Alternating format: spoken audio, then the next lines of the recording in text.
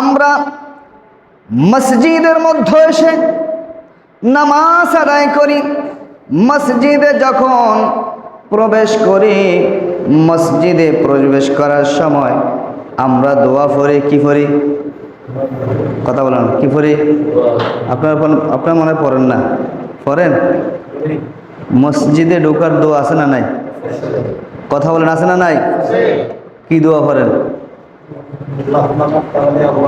আল্লাহুম্মা ফতাহলি, আল্লাহুম্মা মাফ না, আল্লাহুম্মা ফতাহলি আবওয়াবা রাহমাতিকা। এই দোয়ার আগে আরেকটা দোয়া আছে, এটা অনেকে বলে না। প্রথম যখন মসজিদে ঢুকবেন, বিসমিল্লাহি আসসালাতু ওয়াসসালামু আলা রাসূলিল্লাহ, কি বলবেন? বিসমিল্লাহি আসসালাতু ওয়াসসালামু আলা রাসূলিল্লাহ। আগে রসুলকে সালাম দিবেন। সুবহানাল্লাহ বলেন না?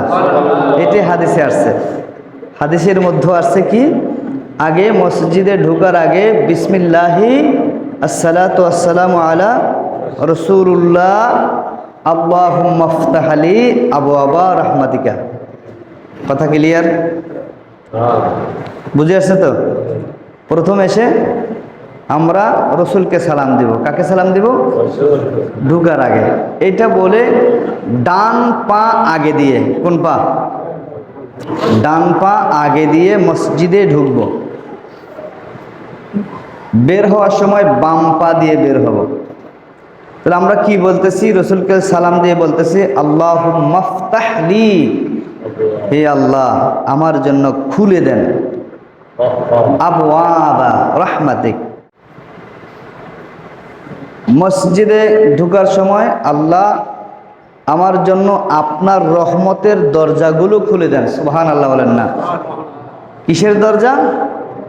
রহমতের দরজা। এখন মসজিদে যখন ঢুকেছি, মসজিদে ঢোকার পরে আল্লাহর কাছে দোয়া করেছি, আল্লাহ আপনার রহমতের দরজাগুলো আমার জন্য খুলে দেন, আপনার রহমতের দরজা।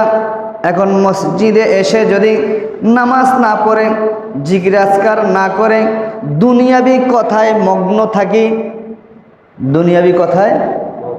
মগ্ন থাকি, তাহলে কি রহমত পাবো নাকি রহমত থেকে বঞ্চিত হব? কথা বলেন না?